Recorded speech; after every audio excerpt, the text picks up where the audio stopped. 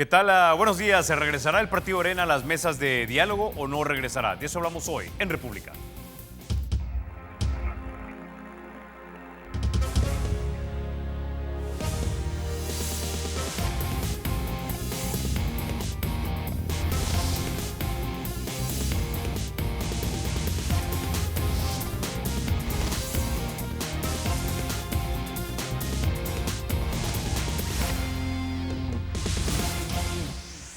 Bueno, sin mayor preámbulo, vamos a introducir a nuestros invitados. Esta mañana nos acompañan en República Milena Calderón de Escalón, su jefe del partido Arena en la Asamblea Legislativa, miembro de la Comisión de Hacienda. Y también nos acompaña Ernesto Mason, diputado del partido Arena.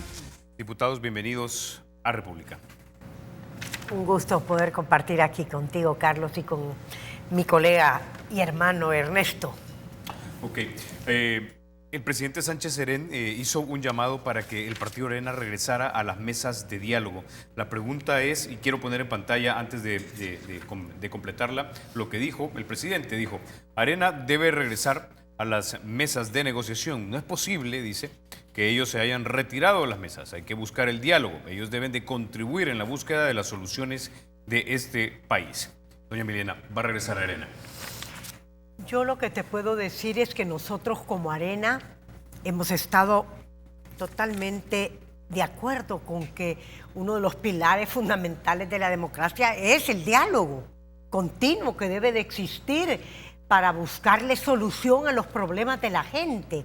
Creo que eso desde la Asamblea Legislativa lo vivimos diariamente en un diálogo constante buscando soluciones para la gente, pero cuando tú te sientas en una mesa a dialogar un tema específico como el tema de una crisis financiera fiscal a la que nos ha llevado este gobierno y llegas a un acuerdo, lo primero que pretendes es que ese acuerdo se cumpla por todas las partes. Y el acuerdo firmado por el presidente de la República, presidente de Arena, y acompañado por todos los partidos políticos, decía muy claramente en ese acuerdo que había que cumplir con la ley de responsabilidad fiscal. Dimos una ley de responsabilidad fiscal especialmente para poner en orden las finanzas públicas. Pero además de eso, ante la crisis a la que nos han llevado, también quedó en el acuerdo que ellos hablarían con el Fondo Monetario Internacional y ahí es el gobierno el único que puede ponerse de acuerdo con cuáles son las medidas para poder salir adelante de esta crisis. Pero no solamente eso, también quedó en el acuerdo y firmado por el presidente de la República que había que revisar el presupuesto presentado cuando ya estábamos sentados en la mesa. Porque ese presupuesto no era completo, estaba desfinanciado y que había que hacer una revisión para poder completar ese presupuesto. Es más, nosotros como Arena, cuando estábamos conversando, en ese diálogo dijimos, va a haber necesidad, después de que la Corte dio la medida cautelar donde no se podían emitir SIP para pagar SIP, o sea, no se podían emitir certificados previsionales para pagar certificados previsionales vencidos, y dio esa medida cautelar. Nosotros estábamos en ese momento dialogando y le dijimos en la mesa, va a haber que incorporar esos fondos al presupuesto. Por supuesto, sabíamos que al incorporarlos iba a haber que necesidad de un financiamiento. Y todavía dijimos, busquemos qué es lo que más le conviene al país. Si es emitir bonos o si es un crédito de largo plazo, de bajo interés, de libre disponibilidad para financiar esa falta de financiamiento del presupuesto. Todo eso lo conversamos con mucha sinceridad, con mucha transparencia. y de un momento a otro sale el partido FMLN diciendo no necesitamos de Arena. Pasamos el presupuesto con 43 votos. Eso no se hace. Y además de eso, no cumplimos, no se cumple con el acuerdo firmado. Ya lo que te puedo decir es que aquí una vez más se conoce el que no tienen palabra, porque cuando yo firmo algo y tomo un acuerdo, pongo un pequeño ejemplo en la Asamblea Legislativa. Cuando tú tomas un acuerdo, tú lo cumples. Si tú ya estampaste tu firma, es porque lo vas a cumplir. Y así se hace. Y en este caso, se firma un acuerdo, no se cumple y todavía tienen el tupé de poder decirle a la ciudadanía, no necesitamos de Arena. Entonces, si no necesitan de Arena, ¿por qué quieren volver a que nos sentemos? Nosotros nos vamos a dedicar a presentar soluciones a los problemas de la gente. Ok. Ahora, Ernesto, alguien del partido FMLN lo que podría decir es que Arena buscaba tener el sartén con dos puntas favorables.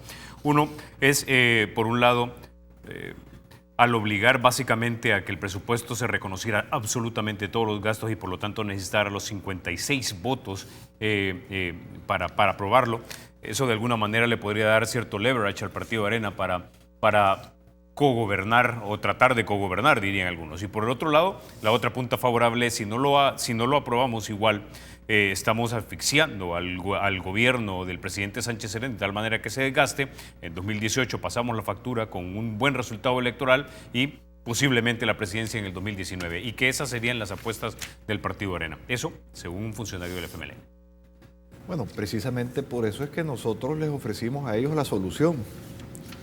Como bien apuntaba doña Milena, nosotros queríamos que el presupuesto estuviera debidamente financiado, que incluyera una serie de rubros que por ley el Estado estaba obligado a cubrir en sus erogaciones en el año 2017, como son, por ejemplo, el pago de certificados de inversión previsional, como son, por ejemplo, el pago de pensiones a los veteranos del IPSFA, como es el cumplir con la ley de veteranos, como es el cumplir con la ley del escalafón para salud pública, que incorporaran eso, aunque se necesitaran los 56 votos, porque iba a requerir de financiamiento para financiar, valga la redundancia, el presupuesto. Nosotros estamos en la disposición de apoyarlos con esos votos para que lograran ese financiamiento y que por primera vez no tuviéramos un presupuesto mentiroso, un presupuesto ilegal, un presupuesto inconstitucional y desfinanciado como el que por octavo año consecutivo el FMLN ha pasado al país. Es una burla a la ciudadanía el hecho de que digan, bueno, sí, incluimos el pago de certificados de inversión previsional, pero son 230 millones y la partida presupuestaria que le asignaron son $1,000. Es una burla que digan, miren, ya cumplimos con incluir el pago del IPSFA, pero son 52 millones de dólares y también le han asignado una partida de $1,000. Con el escalafón han cumplido a medias con la ley. Alguna gente la incluyeron, a otra gente la dejaron fuera. Con los veteranos, la ley de veteranos, le han asignado $6 millones.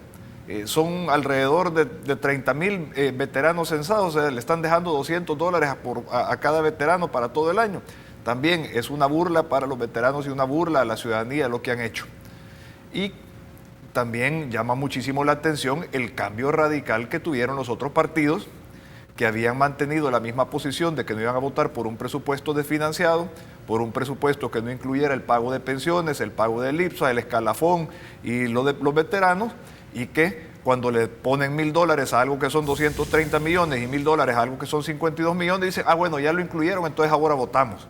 También llama la atención una serie de asignaciones presupuestarias que se dieron para compra de insumos agrícolas en algunos departamentos claves, donde algunos diputados de esos partidos cambiaron radicalmente su posición. O sea, hubo compra de voluntad, es lo que me estás diciendo. Bueno, eso es lo que se ve sobre la mesa. No sé si habrá habido algo más debajo de la mesa, pero lo que se ve sobre la mesa son unas asignaciones raras a algunas ONGs, ¿verdad? Muchas ONGs que justifican su labor que realizan y que son reconocidas por su trabajo social que realizan, pero otras ONGs que nadie conoce y que tienen vinculaciones extrañas a algunos diputados o algunos representantes de estos partidos políticos que cambiaron su posición de una manera radical. Volviendo a lo que preguntabas anteriormente, Carlos, a nosotros nos encantaría regresar a las mesas de diálogo. Nos encantaría estar contribuyendo de manera permanente a la búsqueda de soluciones a los enormes problemas que está viviendo nuestro país, al desarrollo económico, al resolver la crisis fiscal, al resolver el tema de pensiones, que es urgente también darle una sostenibilidad a las pensiones, a resolver la crisis del café, que es un rubro importantísimo en materia económica, social, pero especialmente medioambiental para nuestro país, y que estábamos muy cerca y avanzando muchísimo en la mesa del café para lograr ya un acuerdo integral que iba a venir a rescatar y a reactivar la caficultura.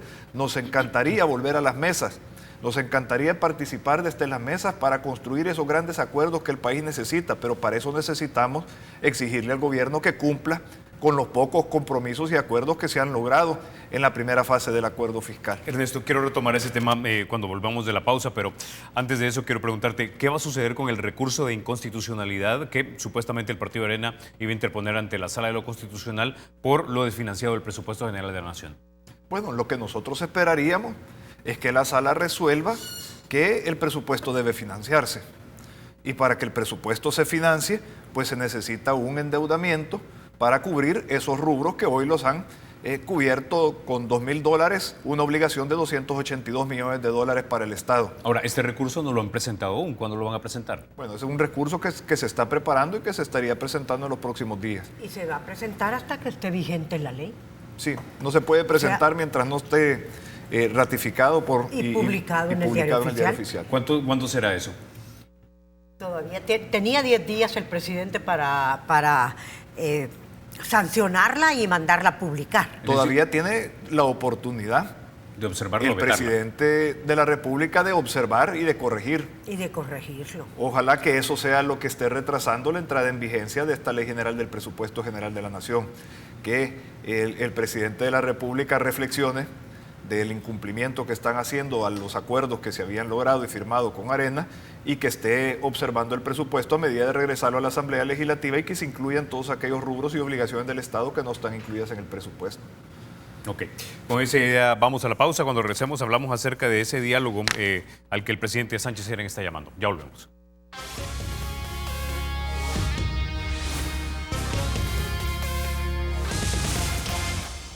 Gracias por continuar con República. Doña Milena, hablemos ahora entonces de estos diálogos que algunos dicen, como el ex firmante de los acuerdos de paz, don Roberto Cañas, que deberían ser diálogos negociadores, porque diálogo, dice él, solamente es platicar, pero negociar implica que ofrezco y concedo también. Hay como grandes áreas que hemos identificado de donde se necesita, digamos, acuerdos nacionales en este país. Uno es un pacto fiscal, lo otro definitivamente es la pacificación en este país, lo otro es la reforma y la lucha anticorrupción, entre otros. Pero pasemos por el pacto fiscal primero, porque entendemos que el pacto fiscal, digamos que es la manera en que el Estado administra o la bonanza o la escasez de los dineros que los contribuyentes le damos, ¿no? Y algunos dicen que para financiar el Estado lo que se necesita son más ingresos. Algunos dicen que son más impuestos. Impuesto al patrimonio, impuesto a la propiedad. Pero también aquí, en República, hace un par de semanas, don Carlos Cáceres, ministro de Hacienda, mencionó que debería estar sobre la mesa el incremento al impuesto al valor agregado, al IVA, del 13% al 15%.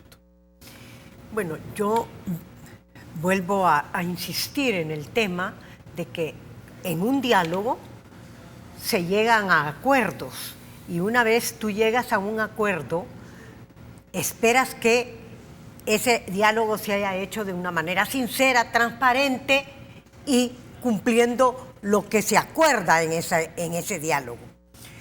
Y el problema es que al no tener el gobierno palabra y el partido de gobierno de cumplir con lo que acuerdan, entonces eso nos hace que tengamos la duda de que si te vuelves a sentar vuelve a pasar lo mismo, porque ya pasó en el año 2012, cuando necesitaban 800 millones de pasar deuda de corto plazo a largo plazo, firmaron un acuerdo y lo firmamos todos los partidos políticos y nunca se cumplió. Me acuerdo cuando salió Mauricio Funes diciendo, me comprometo a cumplir esto. Y jamás se cumplió. Y ahora se vuelve la historia a repetir. Firman un acuerdo y no se cumple. Así que creo que debemos de, como ya lo decía Ernesto, quisiéramos estar sentados, buscando soluciones a los grandes problemas que vive el país. Porque tenemos un país muy complicado en este momento, cuando vemos la inseguridad en que vivimos todos, cuando vemos que en el presupuesto no venía reflejada lo que tanto hemos dicho que fue una de las deudas que quedó de los mismos acuerdos de paz, donde debería de haber quedado que el eje primordial del desarrollo es la educación. Y en vez de tener más recursos para educación, el presupuesto trae menos recursos que el año pasado para educación. Cuando vemos el deterioro que hay en todas las escuelas en el país, cuando vemos que no le han dado los bonos a los profesores, cuando vemos que las directoras en los hospitales, en las escuelas, alguna directora me decía a mí, todavía le debo a la librería que me dio el papel del año pasado. No puede ser que eso ocurra. Eso no se llama gobernar con responsabilidad. Cuando nosotros llegamos al acuerdo de darles 550 millones para terminar el año 2016, en esos 550 millones estaba contemplado los últimos 3 meses del FODES. Y todavía el FODES, los alcaldes están pidiendo y no les han dado el FODES de diciembre. Entonces, ¿a dónde está la responsabilidad en la parte Milena, de gobernar? Usted ya lleva años en la Asamblea Legislativa y ha formado parte de la Comisión de Hacienda. Yo quisiera que le explicara entonces a la gente que nos mira en casa, porque escuchamos, de acuerdo a su posición obviamente, escuchamos muchas afirmaciones y a veces son muy dispersas, pero la pregunta que hizo el exministro de Hacienda, don Manuel Enrique Heinz, es bastante válida, independientemente si sos de izquierda o derecha en este país. ¿A dónde se ha gastado el dinero a su juicio? Esa es la pregunta que nosotros le hicimos en la mesa. Bueno, ¿y dónde está el dinero? Si en el presupuesto del 2016 venía contemplado el pago del FODES, ¿qué pasó con el dinero recaudado? Y que de cada dólar, 8, de cada 100 dólares, 8 dólares eran para el FODES. Porque el 8% de los ingresos corrientes es para el FODES. ¿Y qué pasó con ese dinero? Lo que pasa es que ellos deciden hacer una serie de cambios. Algunos pasan pero cuando es entre el mismo ministerio lo pueden hacer ellos. Y lo que estamos viendo es que el gobierno está inflado. Tiene alrededor de 40,000 nuevos empleos desde que entró el FMLN. Cuando vemos que en la Asamblea Legislativa para levantar una pluma y poder entrar hay 3 personas. Entonces, ¿usted cree que los recursos del Estado básicamente se han ido para contratar personas que tal vez en algunos casos serán innecesarias y hasta son sobrepagadas? ¿En eso se está yendo todo el dinero? Se está yendo allí y se está yendo en el buen vivir. ¿Ah? Porque una cosa es decir, yo regalo, pero te tengo cautivo. Entonces, por esa razón nosotros creemos que se deben de manejar las finanzas públicas con responsabilidad, porque ¿qué ha pasado desde el 2009 a este momento? Todos los años los presupuestos han estado desfinanciados, con recursos sobreestimados. Fíjate que este presupuesto de este año lo basaron en un crecimiento del 2.6%. ¿Y qué dicen los organismos internacionales? Se llegará tal vez al 2%, sino al 1.9% de crecimiento. ¿Qué va a pasar? Los recursos que decían que iban a recibir. Entonces, ya ahí atrae escondido un déficit fiscal. Además de que aceptan que este presupuesto trae un déficit del 3.3%. Y y con la falta de recursos de 230 millones, que ya decía Ernesto, en el caso del pago de los vencimientos de los certificados previsionales, y lo que falta para poder pagar las pensiones de los militares, que son alrededor de 51 millones. Entonces, el déficit es mucho más alto. Ernesto, alguien del frente lo que te podría decir es lo siguiente. Buena parte de ese dinero se está utilizando en programas sociales. Los programas sociales son una inversión en la gente. La inversión en la gente inicialmente no la vas a ver de inmediato, la vas a ver a 5, a 10 o a 15 años y que por lo tanto de repente ahorita estamos corriendo con estos déficits y esta falta de dinero, pero es una inversión. Bueno, así se viera si estuviéramos obteniendo una rentabilidad social de esa inversión. ¿Y cómo se mide la rentabilidad social de un programa social? Es en la reducción de la pobreza, en el aumento de la escolaridad, en el mejoramiento del sistema educativo, en el mejoramiento del sistema de salud pública, en el mejoramiento de la seguridad. Pero vemos esos 40,000 plazas que han creado en su gran mayoría para militantes, activistas o familiares de los miembros del FMLN y algunos partidos afines al FMLN. Uno diría, bueno, fabuloso, han incrementado 40,000 nuevos empleos en el aparato burocrático estatal. Eso querrá decir que hay más maestros y si hay mejor educación, que hay más médicos y enfermeras y hay una mejor prestación de servicios de salud pública, que hay más policías y efectivos militares y eso le ha brindado a la población una mayor seguridad pública. Ahí se van 800 millones de dólares al año, pero ¿qué es lo que ha pasado? Hemos retrocedido en seguridad y tenemos peores condiciones de seguridad que las que habían hace 8 años. Hemos retrocedido en educación, tenemos menos escolaridad, peor calidad del sistema educativo, la infraestructura escolar está totalmente abandonada y deteriorada. Hemos retrocedido también en la calidad de los servicios de prestación de salud pública, no hay medicinas en los hospitales, los médicos que andan más indoctrinando ideológicamente que trabajando en salud preventiva, en fin. Hemos retrocedido en todos los índices sociales, económicos y de competitividad en el país.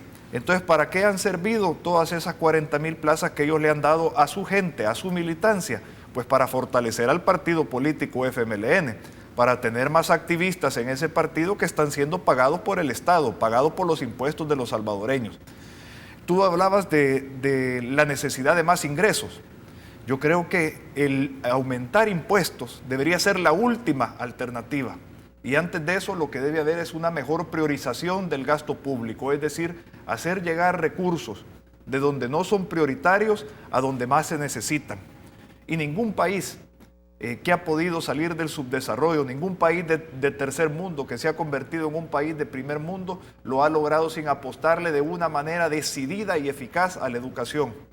En eso deberíamos de estar orientando nosotros los recursos limitados que tenemos, para educar mejor a nuestra gente, generarle más oportunidades, que esos salvadoreños no quieran irse del país para encontrar esas oportunidades y cumplir sus sueños, sino que encuentren esas oportunidades acá en El Salvador. Generar un clima de confianza, un país más competitivo, para generarle más y mejores empleos a nuestro país. Pero ¿qué es lo que ha pasado? En estos 8 años del gobierno del FMLN hemos hecho crecer de manera desmesurada la burocracia estatal, cargándole 800 millones de dólares al presupuesto, pero no hemos mejorado en nada.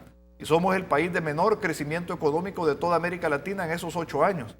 Éramos los líderes en Centroamérica en atracción de inversión, ahora estamos en el último lugar. Teníamos el país más competitivo, más atractivo para la inversión, las mejores carreteras, etcétera. Hoy estamos en los últimos lugares. Entonces, es un gobierno que le ha apostado a su proyecto político del fracasado socialismo del siglo XXI, del fracasado chavismo, de esos sus referentes que todos están colapsando en Venezuela, Bolivia, Ecuador, donde el socialismo del siglo XXI ha demostrado su rotundo fracaso y que solo ha servido para fabricar miseria y sufrimiento para los pueblos. El FMLN, en lugar de generar un proyecto de país y lograr el desarrollo del país, ha tratado de impulsar su proyecto político fracasado sin ningún éxito. Ahora, doña Milena, recuerdo que en una reunión que organizaron los países cooperantes, el señor Carlos Giraldo de la USAID les dijo a los representantes de los partidos políticos y de los más afortunados en este país que era un trípode de lo que se necesitaba para, digamos, de alguna manera mejorar la fiscalidad de El Salvador. Dos aspectos me llamaron la atención, ingresos y egresos. Dependiendo de quién se siente aquí en República conmigo, te dicen los ingresos. Ustedes me dicen los egresos. La pregunta es, ¿no comparten ustedes la tesis fundamental del USAID que en este país, sí es cierto, se tiene que apretar el cincho, más bien racionalizar o priorizar el gasto, pero también se debe considerar mejorar los ingresos y eso puede implicar impuestos? Fíjate que en esa reunión que tuvimos con los países amigos que habían hecho un diagnóstico de la situación del país, muy claramente decían hay que ver ingresos y egresos. Pero cuando hablaban de los ingresos, explicaban que este gobierno es de los gobiernos que ha recibido mayor recaudación fiscal. ¿Por qué? Porque han puesto más de 22 impuestos a la ciudadanía. Entonces han recaudado más. ¿Pero dónde está el dinero? Que era lo que preguntaba Manuel Enrique Jaíz, y que todos nos hacemos esa pregunta. Si han recaudado más, ¿por qué han llegado a esta crisis financiera? Y ese es el desorden en la administración de las finanzas públicas. Y por eso es que nosotros desde el principio decíamos, si damos la ley de responsabilidad y la hubiéramos dado en el 2012, cuando se firmó aquel primer acuerdo que no cumplieron, las finanzas públicas no estarían en esta situación.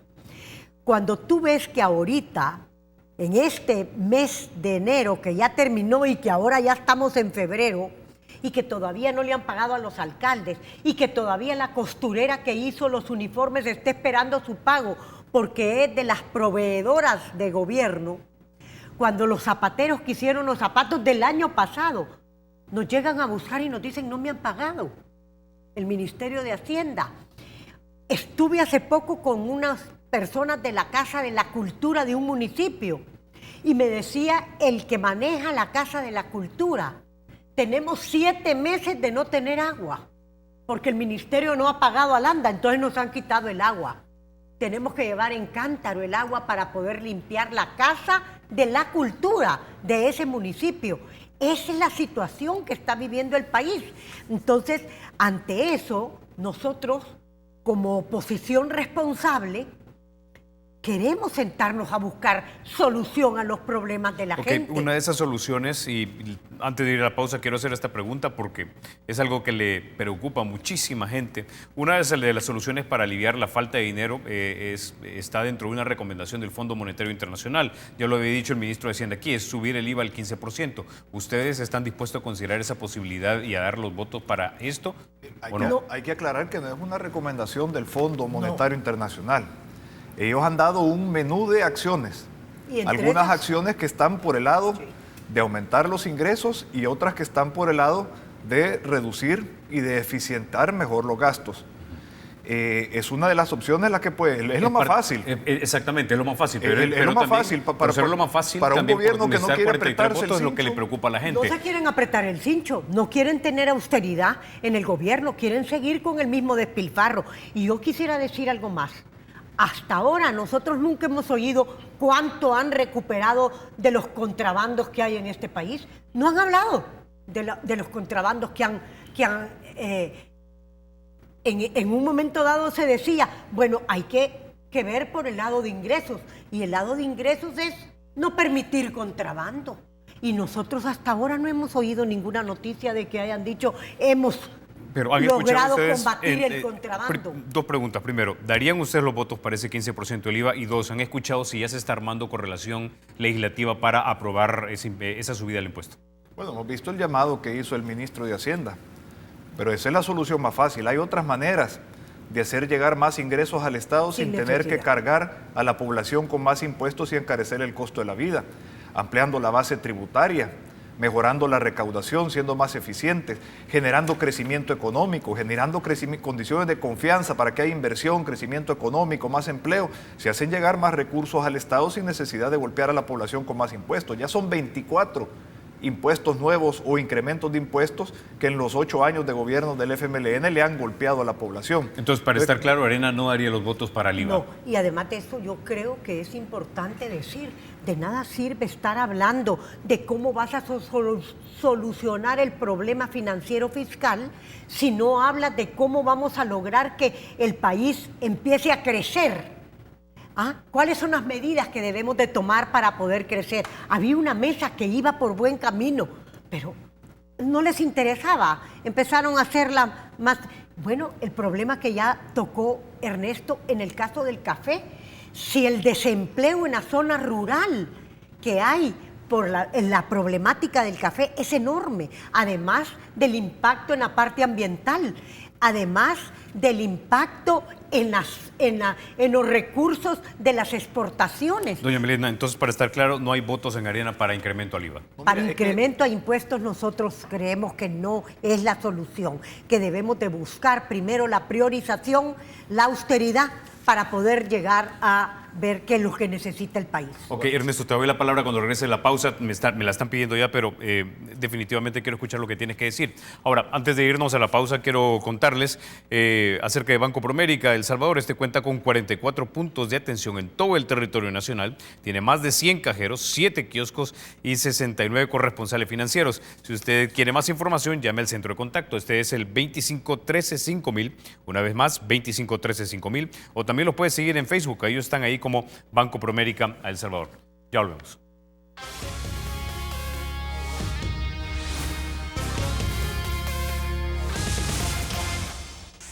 Gracias por continuar con República. Avanzamos en los temas. Ernesto, tú has presentado una pieza para que la Asamblea cree una comisión especial para que se investiguen los casos de espionaje como el de NEP y de otras gremiales. Al respecto de eso, y antes de ir con tu respuesta, quiero que escuchemos lo que dijo Hato Asbun. Él es el secretario de Gobernabilidad del gobierno del presidente Sánchez Serén. Escuchemos.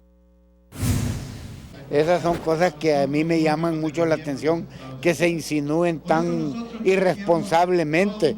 Eso tiene que comprobarse, no se puede decir que porque hay un organismo de inteligencia del Estado, entonces el organismo de inteligencia del Estado hace eso. Eso no puede hacerse de esa manera. Esas son especulaciones peligrosas. Para completar eso que dijo Hato Asbun, quiero que pongamos en pantalla lo que dijo don Eugenio Chicas, el secretario de Comunicaciones del presidente. Él dijo lo siguiente: este gobierno de ninguna manera asume vinculación con este tipo de ilícitos de haber ocurrido tal cual se han señalado, y más bien este gobierno se suma a la demanda de la investigación de ese tipo de delitos. Como gobierno, con mucha firmeza hemos condenado cualquier tipo de actividad intimidatoria, de persecución o de violación a los derechos de cualquier institución que pueda tener este país. Hemos condenado este tipo de práctica, venga de donde venga. Ernesto. Bueno, nosotros no hemos acusado a nadie. Lo que hemos pedido es que se forme una comisión especial, tal como el artículo 131, ordinal 32, faculta a la Asamblea Legislativa que en aquellos temas de interés nacional que sea necesario investigar, está facultada a formar una comisión especial que haga efectivamente eso, investigar esa situación. Qué bueno que Eugenio Chicas diga que quieren que se investigue. Eso quiere decir que el FMLN nos va a acompañar con sus votos para la formación de esa comisión especial y que pueda esclarecerse este hecho. Nosotros no hemos insinuado que sea la OIE, pero sí vemos con mucha preocupación que pueda haber uso de recursos públicos, porque quien tiene acceso a estos aparatos que son de comercialización restrictiva son los gobiernos, ¿verdad? Lo que queremos es que se esclarezca el hecho, y muchísimo más grave si es otra entidad o incluso otro gobierno, como esos gobiernos que se han especializado en este tipo de espionajes, los gobiernos del socialismo del siglo XXI, que sea quien esté detrás de esto, ¿verdad? Ojalá que se cree esa comisión y que esa comisión rinda los frutos en cuanto a esclarecer estos hechos, porque sumados a los que teníamos ya la semana pasada, hemos visto que ha habido espionaje en Funde, espionaje en Avanza, sumado a la Cámara de Comercio e Industria de El Salvador, ANEP, FUSADES, etcétera. Eso no solo implica el cometimiento de varios delitos como la violación a las comunicaciones privadas, sino también el allanamiento a lugares de trabajo, etcétera, que pudieran haber una serie de delitos conexos cometidos por las personas que estén detrás de estos espionajes. Esperaría que no tenga nada que ver el gobierno. Esperaría que no sea la OIE, que debería estar orientando sus recursos al combate a la inseguridad, a la investigación para proteger a los salvadoreños, no a estar haciendo espionaje, acoso y hostigamiento a los que ellos consideren son sus adversarios políticos. Ahora, Ernesto, algunos funcionarios del partido FMLN, diputados, han dado a entender que de hecho quienes podrían estar detrás de este espionaje son ustedes. Escuchemos. Mire, es un problema interno de Arena, que lo resuelvan ellos. Nosotros, aquí el Estado no está dando paso a ese tipo de acciones. Yo no sé si se pretende que la Fiscalía oriente las líneas de investigación hacia otro lado y no hacia adentro. Te puedo hacer un comentario sobre, si tú lo ves, habían perdido el equilibrio al hablar. Creo que se sentían que tenían que defender lo indefendible. Yo sí creo que los países que están gobernados por gobiernos socialistas,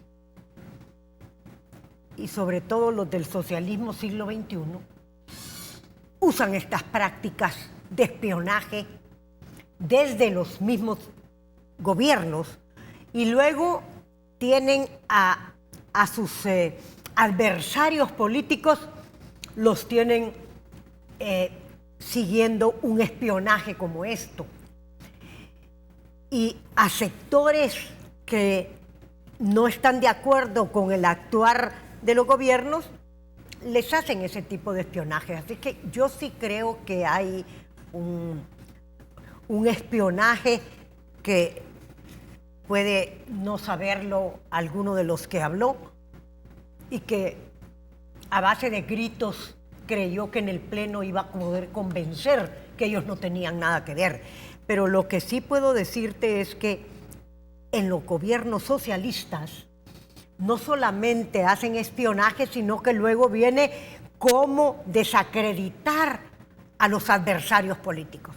Así que esas prácticas que usan esos gobiernos pueden estar empezando ya en El Salvador. Pero si lo voy entendiendo, ¿usted sí cree que es el gobierno del presidente Sánchez Serén el que está espiando a las gremiales empresariales? Yo sí creo. Yo creo que no solo es el espionaje, sino que el uso de instituciones, entes y recursos del Estado para acosar, amedrentar, hostigar a los adversarios políticos es propio de esos regímenes que buscan ser autoritarios y totalitarios y acabar con las libertades y la democracia de los pueblos. Y aquí hemos visto no solo el posible utilización de la OIE para este tipo de casos de espionaje, sino el acoso del Ministerio de Trabajo, en mi caso, de la Policía Nacional Civil también, de algunos elementos de la Policía Nacional Civil que responden a la línea partidaria y no a la institución. Es decir, en tu empresa te están llegando auditores del Ministerio de Trabajo para tratar de encontrar cualquier tipo de falla que se esté dando en tu empresa. No, me hicieron un show con la utilización del Ministerio de Trabajo y que luego fue secundado por la señora Pignato, ¿verdad?, para tratar de dañar mi honor, dándole volumen a unas falsas acusaciones y manipulando a algunos empleados. También hemos visto cómo el uso de la Policía Nacional Civil, si recordarás, hace algunos meses capturaron a un miembro de mi seguridad y lo presentaron como el líder de las pandillas de Ciudad Delgado. Cuando la jueza del caso vio que no había absolutamente nada en contra de él y lo dejó libre, pues ahí no salió ninguna noticia.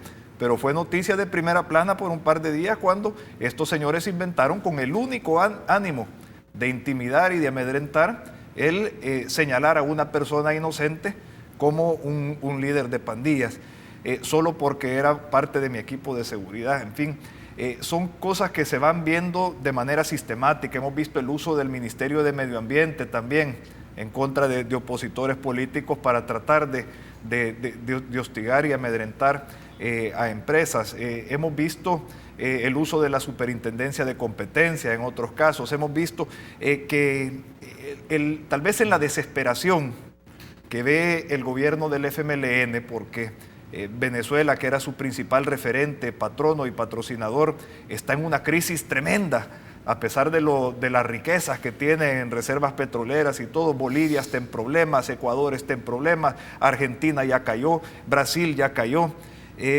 Cuba no tiene ahorita cómo sobrevivir sin el petróleo de Venezuela, en fin. Entonces ellos ven que la ventana de oportunidad para impulsar el socialismo del siglo XXI aquí en El Salvador se les está cerrando. Entonces le están metiendo el acelerador con todo para tratar de someter a este país a un régimen autoritario que termine con la oposición, que termine con los medios de comunicación libres e independientes y que acabe con una verdadera democracia en nuestro país. A eso es lo que nosotros estamos enfrentando, y a nosotros como Arena, como partido de oposición, nos toca la responsabilidad de defender esas libertades y esa democracia que están en riesgo en nuestro país. Ahora, doña Milena, antes de que terminemos, todos estos argumentos para muchísima gente que estoy seguro nos está escuchando en este momento y nos está viendo, caerían bajo esa gran categoría de Arena quiere recuperar el poder para nuevamente hacer negocios con el Estado y practicar el capitalismo de cheros. ¿Qué le diría usted?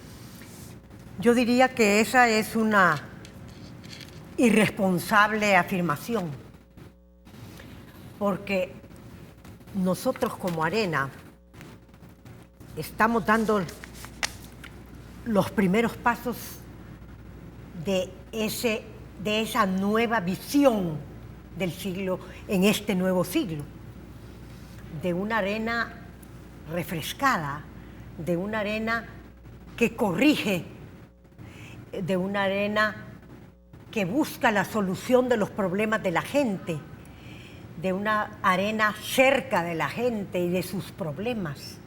Entonces, yo diría de que todos los partidos políticos quieren llegar al poder para lograr el bien común. Ese es nuestro ideal. Y cualquier partido político se forma un partido político especialmente para llegar al poder y para poder corregir, ¿verdad?, los problemas que está viviendo. Y ante los problemas que vive El Salvador en este momento, cuando vemos que la pobreza en vez de disminuir ha aumentado, cuando vemos que la movilidad social se ha detenido, cuando vemos que las escuelas no están dando la educación que necesitan nuestros jóvenes para poder entrar en este nuevo mundo de la tecnología.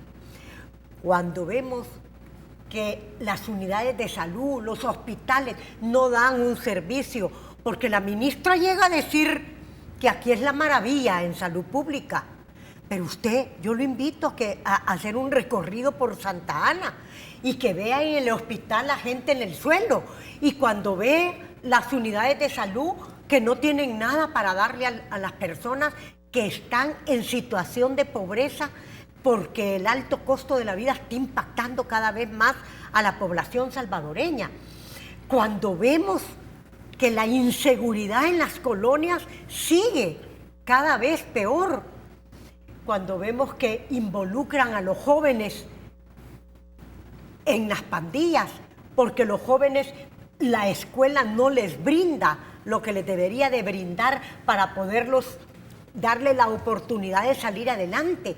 Entonces, yo verdaderamente diría que nosotros como Arena sí queremos llegar a gobernar nuevamente el país, pero para buscar la solución y darle la solución a los problemas de la gente. Okay. Para terminar entonces, doña Milena, usted ha hablado de corrección. Recuerdo en el 2001 o el 2002, los diputados del FMLN se quejaban que los presupuestos que presentaba el presidente Francisco Flores estaban desfinanciados o, en palabras de ustedes, eran mentirosos. Esa práctica ya no seguiría y si se necesitan más préstamos, se van a pedir los 56 votos y no lograr una correlación de 43. Te agradezco esta pregunta, porque para eso fue que nosotros insistimos tanto en la ley de responsabilidad fiscal, porque ahora este gobierno, mañana el gobierno nuestro, tendrá que cumplir la ley de responsabilidad fiscal, donde no puede ser permitido presentar presupuestos como el que ha presentado en este momento el ministro actual, violando la ley de responsabilidad fiscal con un déficit fiscal mayor que ordena la ley, con un aumento en el endeudamiento público mayor que el que ordena la ley. Entonces, cuando tú tienes una ley de responsabilidad fiscal, y la tienen muchos países, tienen que cumplir esa ley en el presupuesto presentado a la Asamblea Legislativa. Se nos acabó el tiempo, diputados. Como siempre, es un verdadero placer tenerlos aquí en República. Gracias, Carlos. Ustedes, amigos, se quedan con la emisión matutina de Teleprensa con Rafa García y Mayela Mena. Soy Carlos Toledo. Gracias por vernos. Recuerden, la República es de todos. Hay que cuidarla.